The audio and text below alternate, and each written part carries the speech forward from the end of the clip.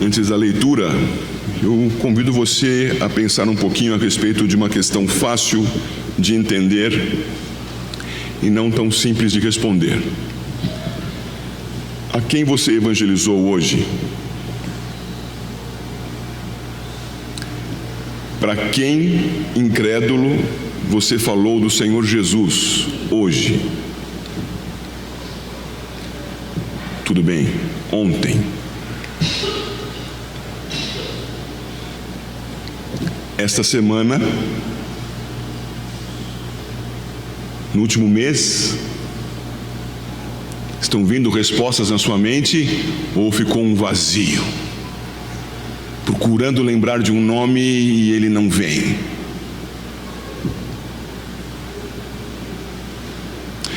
João capítulo 1, versos 35 a 42. No dia seguinte, estava João outra vez na companhia de 2 dos seus discípulos. E vendo Jesus passar, disse: Eis o Cordeiro de Deus. Os 2 discípulos, ouvindo-o dizer isto, seguiram Jesus. E Jesus, voltando-se e vendo que o seguiam, disse-lhes: Que buscais? Disseram-lhe: Rabi, que quer dizer mestre, onde assistes? Respondeu-lhes: Vinde e vede. Foram, pois, e viram onde Jesus estava morando, e ficaram com ele aquele dia, sendo mais ou menos a hora 10ª. Era André, o irmão de Simão Pedro, um dos 2 que tinham ouvido o testemunho de João e seguido Jesus. Ele achou primeiro o seu próprio irmão, Simão, a quem disse: Achamos o Messias, que quer dizer Cristo, e o levou a Jesus. Olhando Jesus para ele, disse: Tu és Simão, o filho de João. Tu serás chamado Cefas, que quer dizer Pedro. Você lembrou de alguém? Lembrou? Que bom. João Batista, nós vimos na semana passada, deu um testemunho do Senhor que tinha 5 partes. Ele é o Messias. Ele é o Filho de Deus. Ele é maior do que eu, pois ele é eterno e eu sou temporal. Ele é o Cordeiro de Deus que tira o pecado do mundo. Estudamos o significado de mundo.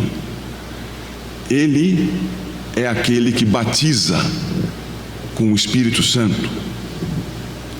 E estudamos também o batismo com fogo. Ele, o Senhor Jesus, era o centro do ministério de João Batista. Ele nem o conhecia ainda e já lhe preparava o caminho.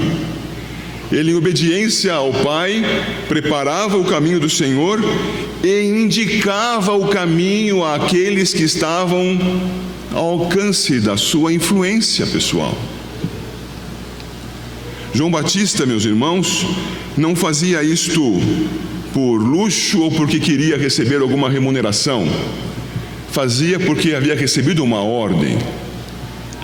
E a ordem recebida era para que ele preparasse o caminho do Senhor. E ele diz isso com muita clareza no verso 23 do capítulo 1. Ao responder o que ele dizia a respeito de si mesmo, ele responde: Eu sou a voz do que clama no deserto, endireitai o caminho do Senhor, isto é, prepare.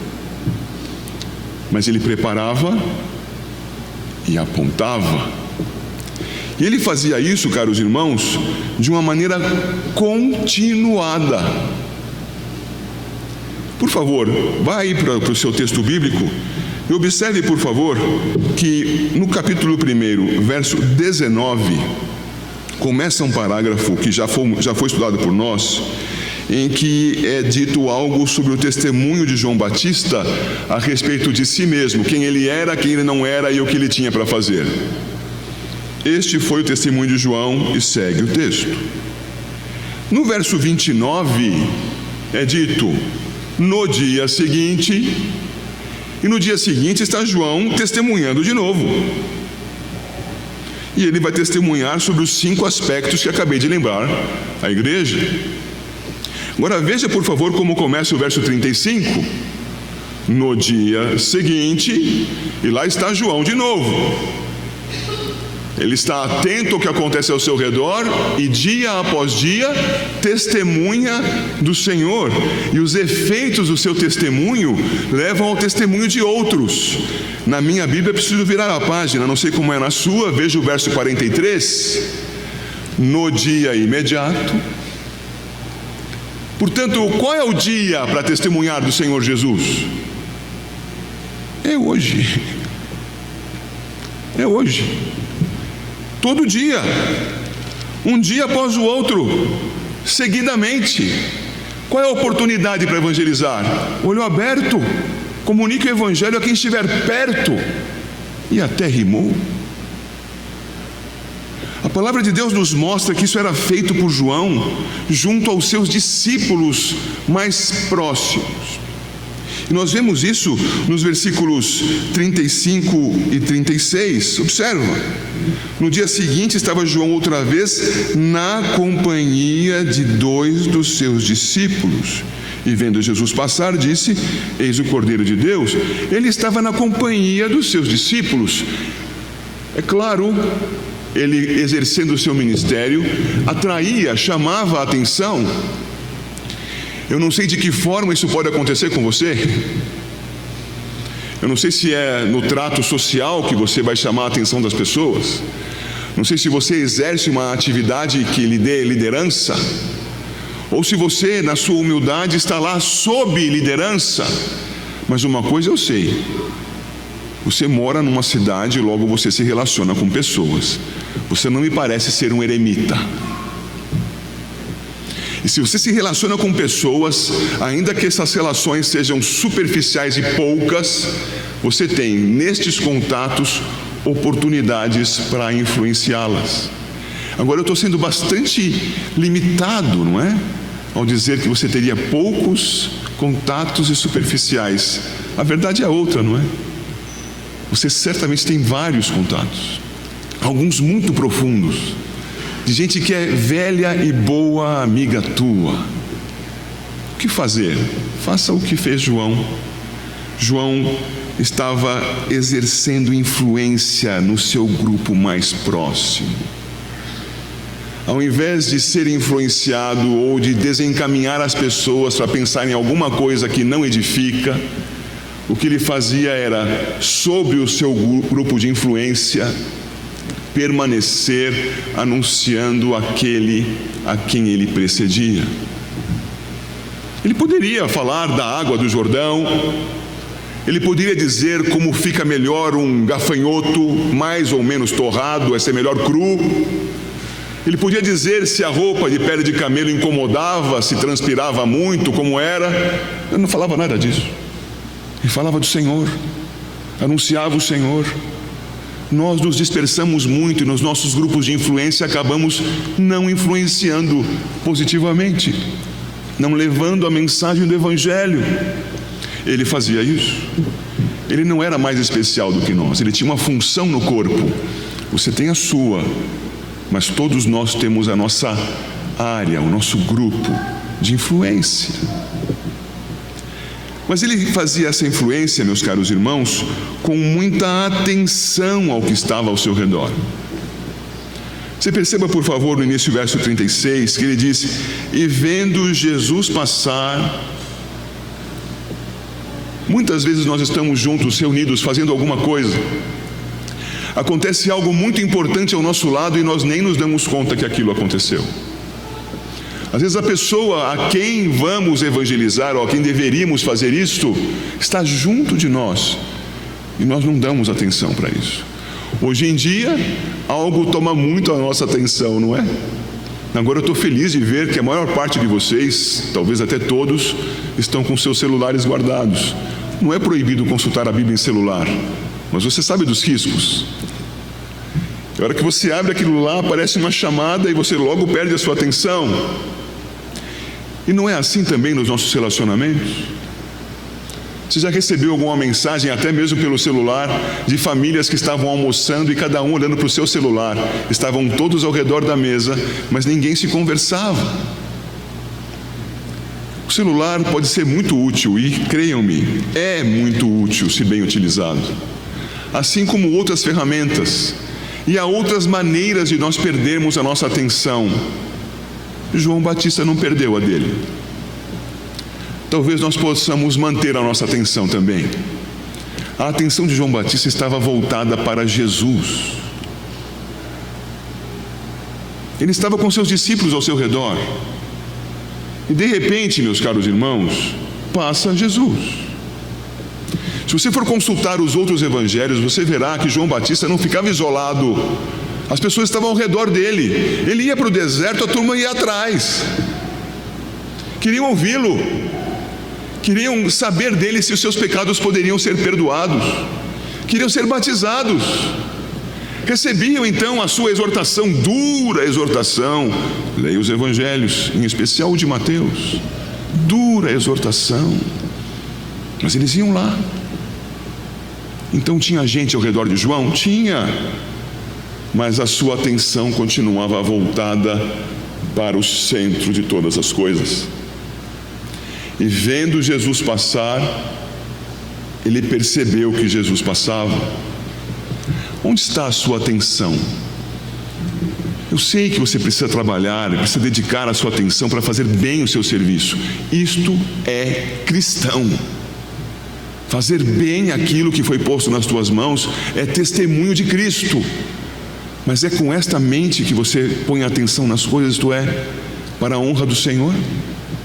Porque pode ter certeza, na medida em que você faz bem o seu trabalho para a honra do Senhor, ainda que se oponham a você, em algum momento surgirá uma oportunidade, por causa da tua atenção ao Senhor, enquanto você trabalha, de alguém te falar: você faz diferença aqui.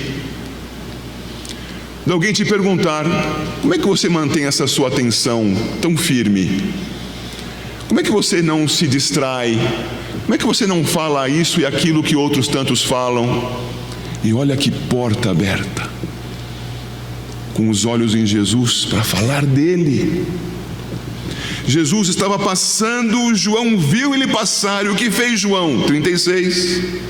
Eis o Cordeiro de Deus. É muito comum que quando nós estamos evangelizando, ao invés de falarmos do Cordeiro de Deus, nós falemos de nós. Você não sabe como era a minha vida. Eu estava na lama, eu estava perdido, estava envolto em drogas, eu tinha um comportamento sexual questionável, eu vivia no adultério, eu estava afundado em dívidas. E falamos de quê então? De nós. Mas a gente não salva ninguém. A mensagem da transformação não é a mensagem que transforma, não é a mensagem do Fernando, é a mensagem que transformou o Fernando. Quando João estava vendo Jesus passar com seus discípulos ao redor, ele disse para essas pessoas: olha lá onde vocês têm que ir, é com Jesus a coisa. Eis o Cordeiro de Deus que tira o pecado do mundo. É evidente que este texto está em complemento ao que vimos na semana passada. O Messias, o Filho de Deus, o Eterno, o Cordeiro de Deus que tira o pecado do mundo, o que batiza com o Espírito Santo. Os discípulos estavam ouvindo isso tudo, fazia parte do contexto de vida, do testemunho diário de João Batista. Quando ele então vê o Senhor Jesus, ele anuncia e a mensagem vem à mente daqueles que estavam ao redor de João.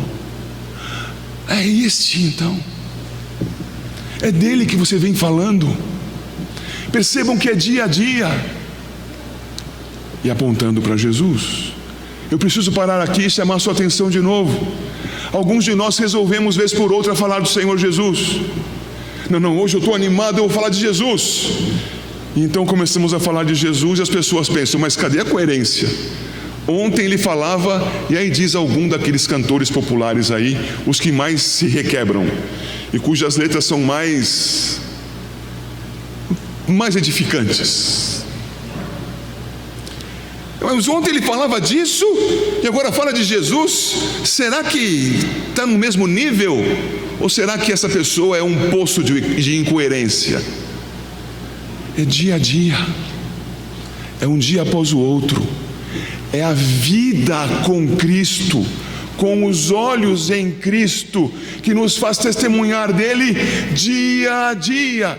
E essa informação comunicada dia a dia é transformadora dia a dia nas pessoas que escutam. E em algum momento, algumas dessas pessoas, pelo poder do Espírito Santo, vão dizer: então eu vou atrás do Cordeiro de Deus. Tchau, Fernando. Eu não sou seguidor teu, eu sou seguidor de Cristo.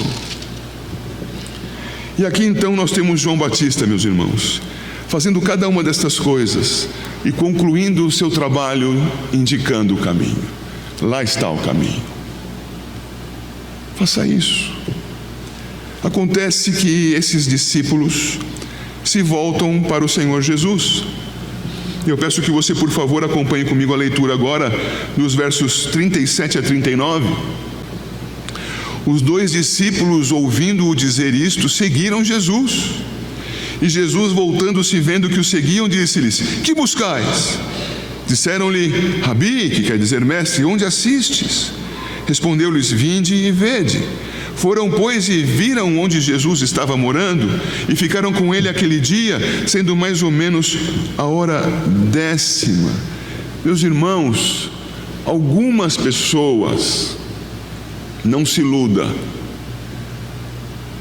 por vezes podem até ser nenhuma pessoa, podem ser poucas pessoas, eventualmente podem ser muitas, raramente. Mas o Senhor não deixa a palavra dele voltar vazia. E você testemunhando do Senhor, em algum momento, em alguma hora da tua vida, você vai ter a alegria de testemunhar alguém que te ouvia falar da verdade e te via vivendo a verdade, seguindo a Jesus. Vivendo e falando, vivendo e falando. Em um momento destes, uma conversão. Alguém é firmemente, fortemente transformado, impactado pelo Espírito Santo de Deus, e aquela mensagem faz sentido. Ele crê e vai seguir Jesus. E talvez todos nós possamos dizer: olha, isso aconteceu comigo, em algum momento isso aconteceu comigo. E aí então eu retomo a pergunta inicial desta pregação: você evangelizou alguém hoje? Estendemos até um mês para trás, lembra? Por quê? Por que nós não evangelizamos? O que acontece? O texto mostra para a gente uma característica que talvez faça toda a diferença. Vocês perceberam que eles foram atrás de Jesus? Versículo 38. Onde o Senhor fica? Ele fala então: venham ver. Jesus aberto. Jesus não diz para as pessoas: olha, me procura a tal hora, se eu estiver disponível. Ele fala: venha ver. O Senhor Jesus, aos eleitos para a vida, jamais rejeitará. Todo aquele que o Pai lhe der, esse irá a Ele, e o que for a Ele, Ele certamente guardará consigo e o ressuscitará no último dia. Não há alternativa. O Senhor Jesus é assim. Então Ele vai receber aqueles que o buscarem, porque Ele sabe quem o busca. E eles foram até o Senhor Jesus. E o que fizeram? Olha, o dia estava acabando. Essa hora 10ª que é dita aqui no versículo 39 é mais ou menos o que seria para nós as 4 horas da tarde. Mas eles foram até Jesus. Está meio tarde, mas vamos lá. E passaram o resto do dia com o Senhor, ouvindo o Senhor, tendo comunhão com o Senhor. Esta é a diferença. Por que não evangelizamos? Porque nós colocamos no nosso peito uma placa dizendo: eu sou crente, mas não vivemos com Jesus. Nós vamos para alguns lugares, até cada vez mais raro acontecer, carregando o livro santo, mas nós não lemos, não abrimos. É aquela velha história da química, não é? absorção por osmose. Não adianta, irmãos. Nós não podemos ter cara de crentes, nós temos que ser crentes. E ser cristão é andar com Jesus. Por que nós não evangelizamos? Porque nós não andamos com Ele. Porque nós não temos comunhão com Ele. O nosso tempo é dedicado para as nossas coisas. Se nos apresentam a oportunidade de estar com o Senhor Jesus, eu vou citar como exemplo a oportunidade de culto, nós sempre arrumamos alguma desculpa, alguma dificuldade. E eu usei a palavra sempre aqui, talvez não caiba exatamente para você, mas algumas pessoas fazem disso com uma rotina. Olha, hoje tem igreja, mas é aquela prova que eu tenho que estudar, aquele trabalho que eu tenho que fazer, aquele produto que eu tenho que vender, aquela pessoa que eu preciso encontrar, mas não para falar de Jesus. Afinal, nessa hora do culto é também chamada de happy hour para alguns, e é hora de tomar alguns copos de cerveja. É sempre voltado para nós. Qual é o filme que nós vamos assistir hoje? Qual parte da mensagem do WhatsApp ou do Facebook ou do Instagram que nós não entendemos? O que eu vou reproduzir? Quantas vezes vou passar por essa mesma tela até que eu diga, gastei tempo demais com isso e tempo de menos com Jesus? Por que nós não evangelizamos? Porque nós não andamos com Jesus. Eles andaram com Jesus. Eles ficaram com o Senhor Jesus em algum tempo. Eu escrevi aí no seu programa de culto, uma tarde com Jesus. E depois eu vejo com você qual é o efeito desta comunhão. Eles passaram tarde com o Senhor, glória a Deus. E o que aconteceu? O verso 40. Era André, irmão de Simão Pedro, um dos dois que tinham ouvido o testemunho de João e seguido Jesus. Ele, 41, achou primeiro o seu próprio irmão Simão, a quem disse, achamos o Messias. Você anda com Jesus? Alguns creem no Senhor Jesus e dizem depois, é difícil demais viver assim, em casa é uma oposição. Quando eu começo a falar de Jesus, as pessoas viram a cara, bronqueiam comigo, dizem que eu sou carola, que eu mudei depois que criei. Legal, a gente muda depois que crê. Mas quando a gente anda com o Senhor Jesus, a gente vai começar a falar dele para as pessoas mais próximas de nós. Você tem família? Você mora com alguém? Você vai falar de Jesus para essa pessoa. Você não vai falar, olha o que ele fez comigo. Lembra de João Batista? Você vai falar, achamos o Messias. Você vai falar de Jesus. Vai falar do Senhor. As 5 características que João Batista levantou e que eu não vou repetir a você mais uma vez. Você já sabe, não sabe? Pois é, meus irmãos, ele foi e achou o seu irmão, porque o efeito da comunhão com o Senhor Jesus é testemunho de Cristo. Você quer ver como a coisa é fácil de entender? Você gosta muito de futebol? Você acompanhou o futebol nas últimas semanas? Talvez haja até algum flamenguista aqui no meio da gente. Acompanhou? Talvez, se você acompanhou bem o futebol e gosta tanto de futebol, se eu te perguntar a escalação do Flamengo, você me diga rapidamente, até o banco de reservas. Você se cola tanto naquilo que você começa a conversar com as pessoas, você não fala de clima, porque de clima a gente fala quando não tem mais nada para falar, não é? Você começa a falar de futebol. Você anda com futebol, você fala de futebol. Você anda com a música, você fala de música. Você anda com esporte, você fala do quê? Você anda com os doentes, conversa sobre doença. Mas e se você andar com Cristo? Você já sabe do que você vai falar, né? Vivendo e falando, vivendo com Cristo e falando de Cristo, vivendo e falando. Acontece então, meus irmãos, que este que testemunha em casa, ele vai dizer uma palavra que se tornou famosa na filosofia, o eureka. Já ouviram falar do eureka? Eureka!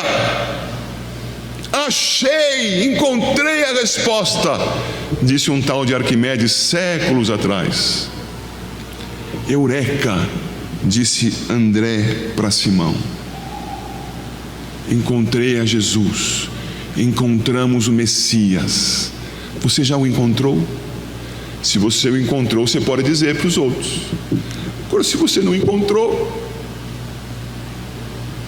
talvez você saia daqui pensando na próxima programação.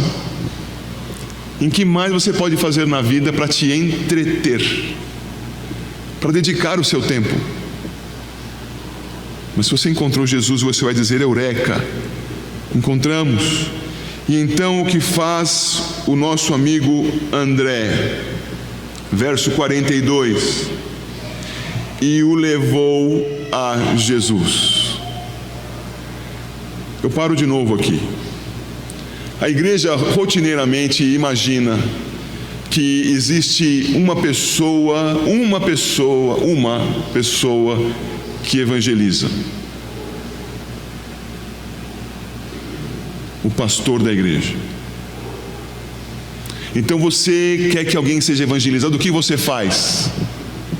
Você toca a buzina na orelha dessa pessoa. E é claro, em igrejas mais populares do que a nossa, onde há espetáculos musicais, de luzes, de som, interpretações, até danças, você fala: vem assistir um show na minha igreja. Aqui não dá para falar isso.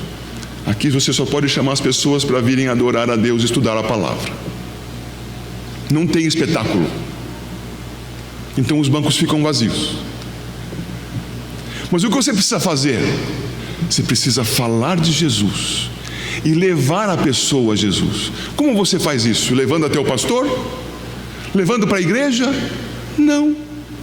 Você diz para a pessoa o evangelho do Senhor Jesus. E você leva a pessoa ao Senhor Jesus dizendo: todo aquele que nele crê será salvo. É o seu caso? Você convida a pessoa para crer. Você aproxima a pessoa de alguém que ela não imaginava estar ao seu alcance. Você diz: creia no Senhor Jesus e você será perdoado, e você será salvo. Quem vai dizer isso? Você dirá para as pessoas ao seu redor. É claro que você pode trazê-las para cá, mas isso não vai ser todo dia, vai? E todo dia você pode falar de Jesus e levar as pessoas a Cristo. O que fez André? Achamos o Messias, Simão. Venha comigo até Jesus. E levou a Jesus. É coisa para todo dia. Ele andando com Cristo o fez e foi fácil. A parte final do nosso texto não é o objeto principal do nosso estudo. É apenas manifestação da soberania do Senhor, do senhorio de Jesus sobre Pedro. Aparece lá então André com seu irmão, e você viu aqui o nome dele. O nome dele é Simão. Mas o Senhor Jesus lhe dá outro nome. Mostra que ele passou a ser outra pessoa. Mostra que ele agora tem um novo caminho a seguir sob o senhorio de Cristo. Agora você não é mais Simão, você é Cefas, que quer dizer Pedro. Isto é um sinal da transformação. Você evangeliza alguém, o Senhor conduz essa pessoa à nova vida em Cristo Jesus.